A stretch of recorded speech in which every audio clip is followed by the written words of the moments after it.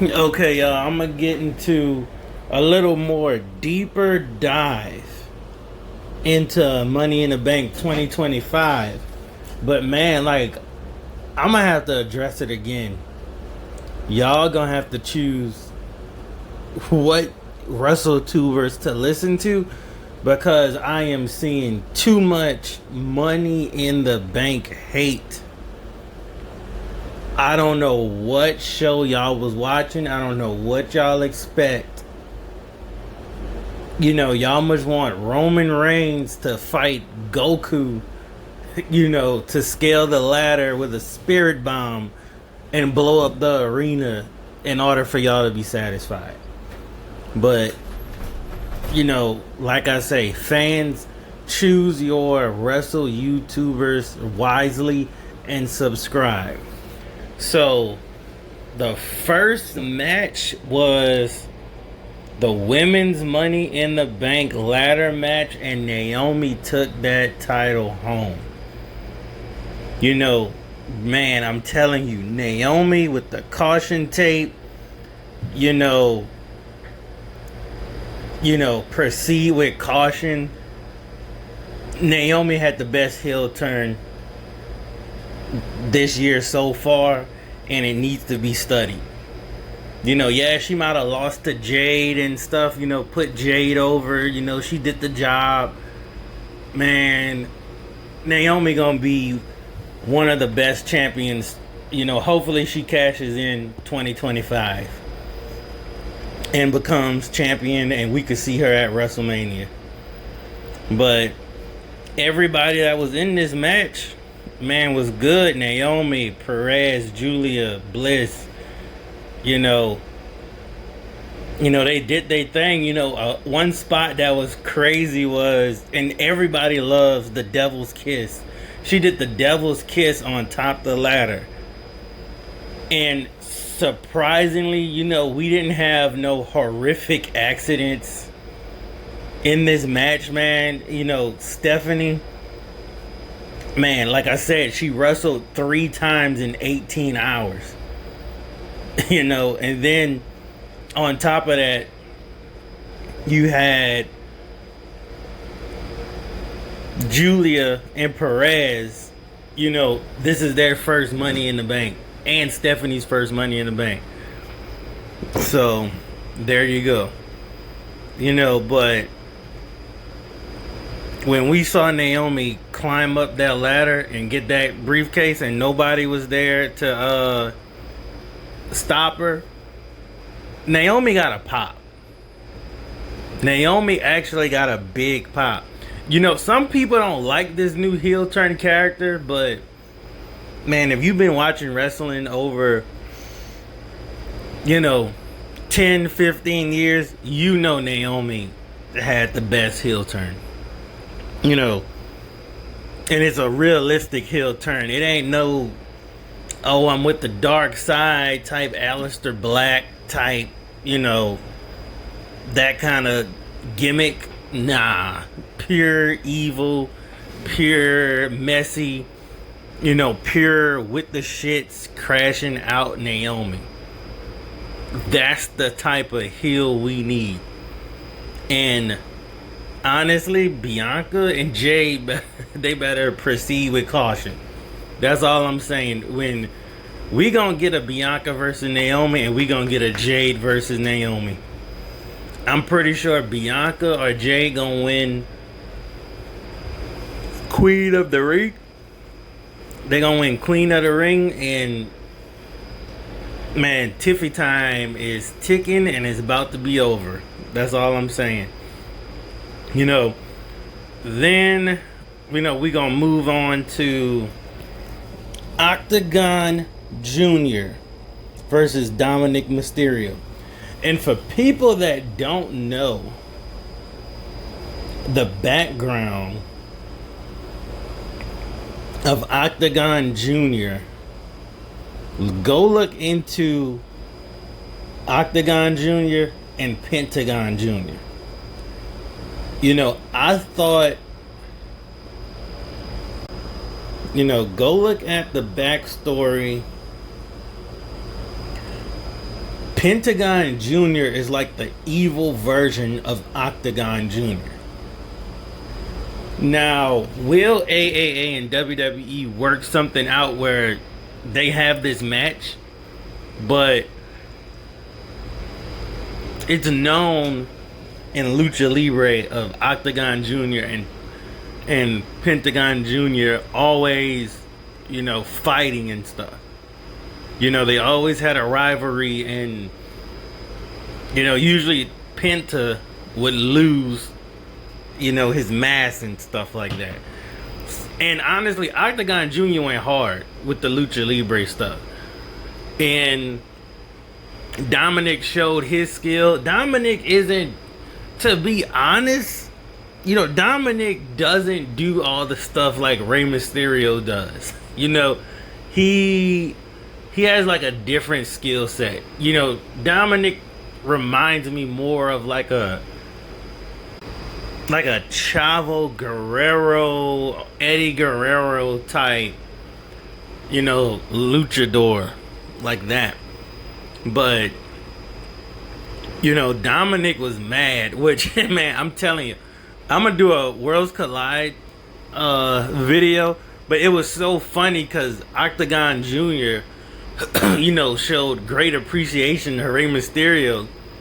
And after they matched, Dominic gets the mic and he's like, oh, you showing so much appreciation to Rey, but you're forgetting he's a deadbeat dad. I mean, Dominic is the ultimate heel. I don't know who trained Dominic like that, but Dominic might be the number one heel, like, besides Vince McMahon. Dominic, he stays in character, man. 24/7, this guy stays in character.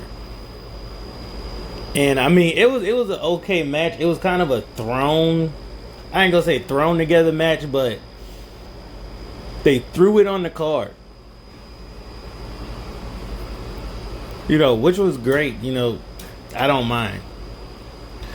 Becky Lynch and Lyra Valkyria. This was an okay match. Honestly, was this a Raw match? No.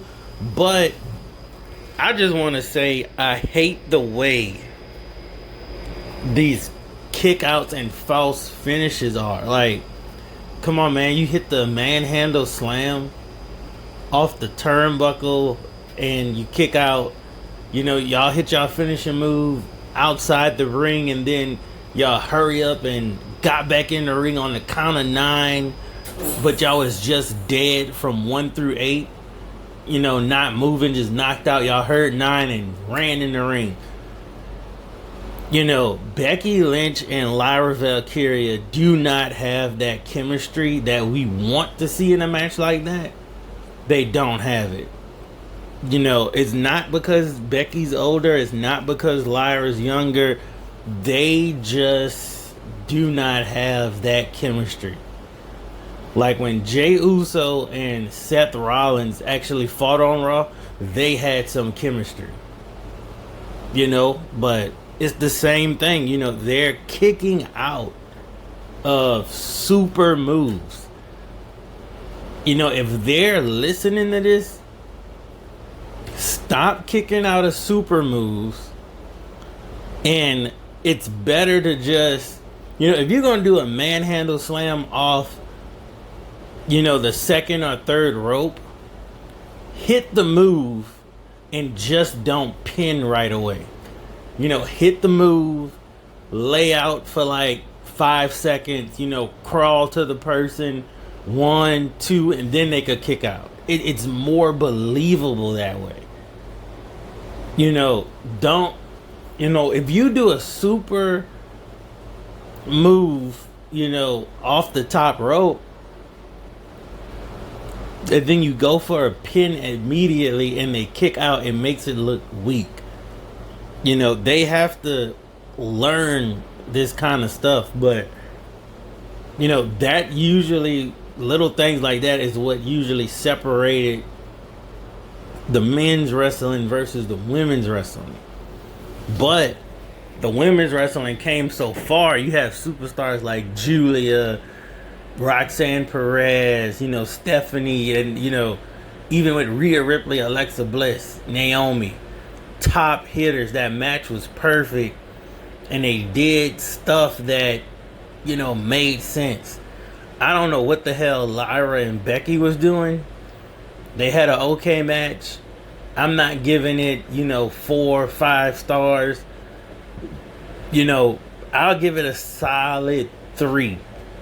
A solid 3. And that's it. Solid 3. Next, Seth Rollins wins the men's Money in the Bank match. Why do people hate this match? I think the fans are so caught up on the ads that when Chad Gable pulled that fireball ladder where you have ads on the weapons now, I think they lost their freaking mind and was like, oh my God, these are some sellout ass people TKO are. And my thing is, it's a ladder. I didn't care. I don't care if it's a fireball ladder. I don't care what kind of ladder it is. It was the big ladder. They pulled it out. He used it as a weapon. Who cares? You can't get caught up on stuff like that. But seeing the ring plastered with ads, seeing the turnbuckle plastered with ads, that fireball ladder, I think, sent a lot of those WrestleTubers into oblivion, and they lost their mind, and they instantly was like, okay, Money in the Bank is trash. That's kind of what I'm getting at. It didn't bother me. The wrestlers still did their spots. They did their spots. Yeah, it was uncomfortable watching an ad on a weapon, but damn, it didn't take away from the skill set. It didn't. But to go on a little further, Penta doing, Mexican destroyers on a ladder. Chad Gable doing his German suplexes. Let's cut right to the chase. We knew Seth was going to have Braun Breaker and Bronson Reed come out and wreak havoc. And they did. And then when it was time for Solo to get his shit, to get his turn to get, whoop put through a table, here comes, his version of the Bloodline. Which, man, it was fire. We actually got to see Seth faction versus Solo's faction. And I keep saying this, man. Solo, to me, had the best Bloodline. Solo was really wrecking shit, and having Jacob Fatu on his side, he couldn't be stopped. But, Solo, well, first of all, JC got bodied by Braun Breaker. That's all I'm saying. Braun Breaker almost sacrificed himself to, put JC through that spot that we see every single week on SmackDown, on Raw. They keep breaking that same barricade. Okay, Triple H, that's getting very old. You're at Money in the Bank. You could have done any other spot, but gotta go through that barricade for the 25th time this year. But Jacob Fatu hitting that Samoan drop on Bronson Reed showed you how strong he is, and he can't be stopped. I would have, okay, yes, Jacob turned on Solo. Solo climbing the ladder. He's like, I hate you. I don't, he hate him. And I mean, man, I would have liked to see Solo get that Money in the Bank. I wanted LA Knight to win it, but I feel like if Solo would have just got that Money in the Bank contract, Jacob came in that wreck shit. And, he put Solo through a ladder. That's going to come with repercussions on SmackDown. Don't count Solo out. Solo got something up his sleeve. Trust me.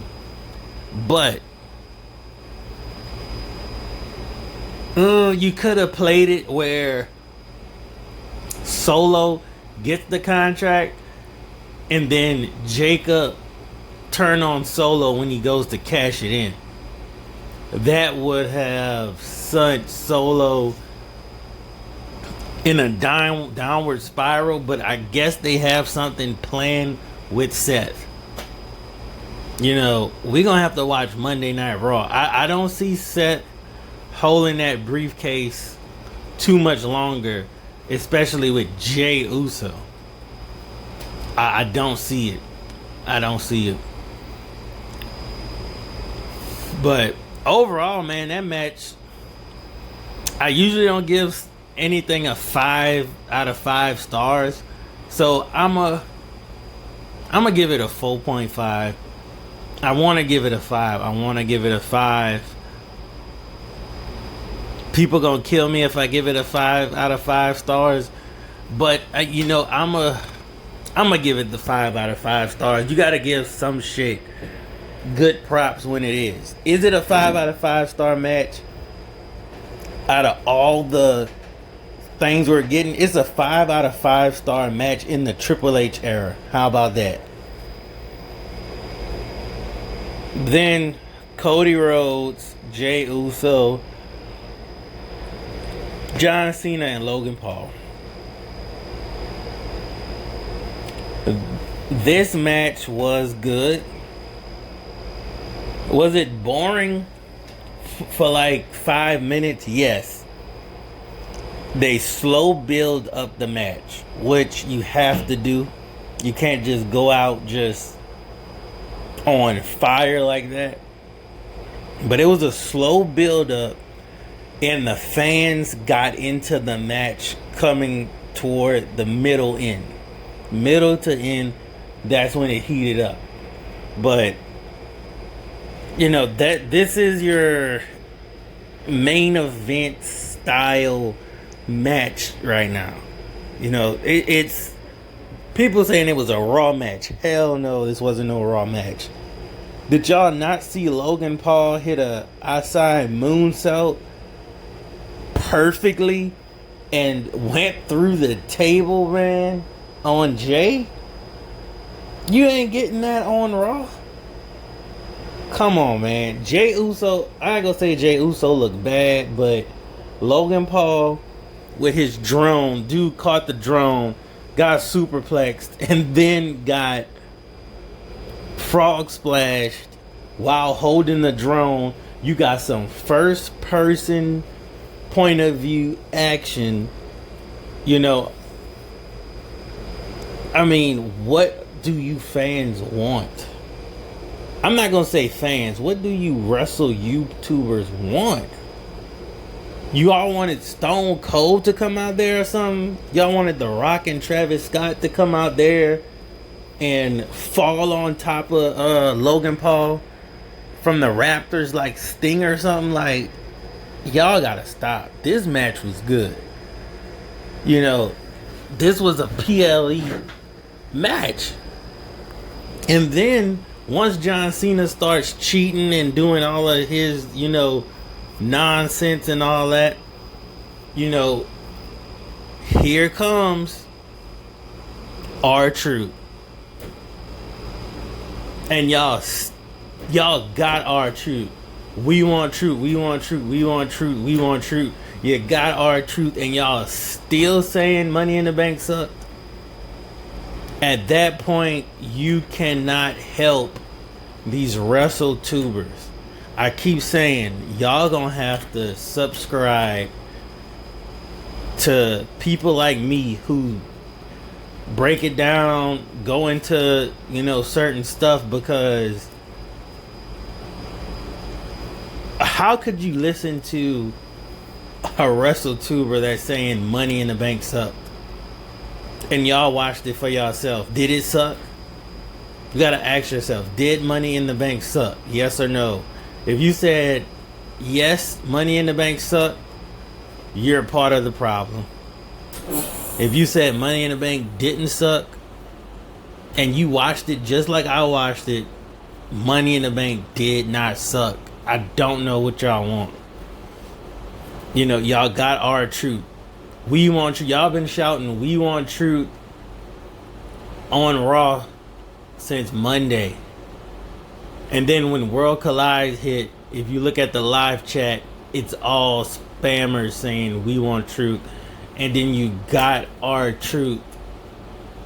He's, interfered in John Cena's match and made him lose.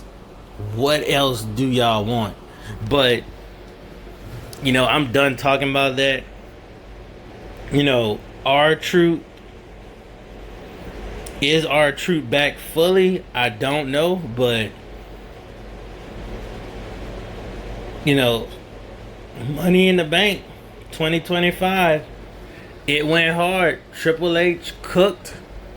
He cooked a lot of ads with it. Fine. Like, I don't care about the ads. Don't care about the ads. Yes, the ads are annoying on Mondays and Fridays. The ads are annoying. On the PLEs, they don't cut to commercial break in the middle of the match. It's fine. It's a premium live event. The turnbuckles got ads on it. Hell, the next thing they're going to have, the wrestlers are going to have ads on them walking out. They're going to put a screen on the wrestlers and make them walk to the ring with ads. The wrestling is still good. Do we want better stories? Yes, we want better stories too, but we've been getting dog water for the past 2 months. Let's go ahead and give props where it's due. Money in the Bank was good. Shout out to Chad Gable for actually showing up at Worlds Collide and showing up at Money in the Bank. Let's give it up to Dominic for being a wonderful heel. Let's give it up for Stephanie Valkyria, who wrestled 3 times in 18 hours. I'm going to need everyone else to stop being a baby. Roman Reigns, you can't show up for 6 to 9 months, but Chad Gable, Stephanie Valkyria, people like Carmelo Hayes are showing up every week. Every other day. They're workhorses. I don't care if his contract doesn't get renewed. Y'all need to push people that show up every week and stop pushing people that show up twice a year. If you can't show up more than half the time, you don't need $15-20 million contracts. It's not justifiable. Unless you got some injury or it's coming close to like a WrestleMania or something, maybe you could slow down if you don't want to get hurt. But Stephanie Valkyria just wrestled 3 times in 24 hours and she's not hurt. And she was in a dangerous ladder match that could be career ending and got through that. Is she going to take a week or 2 off after that? Nope, but Rhea Ripley will. It's amazing. But Money in the Bank 2025, I'm going to give Money in the Bank 2025 4.5 stars. You could argue with me in the comments. I got time.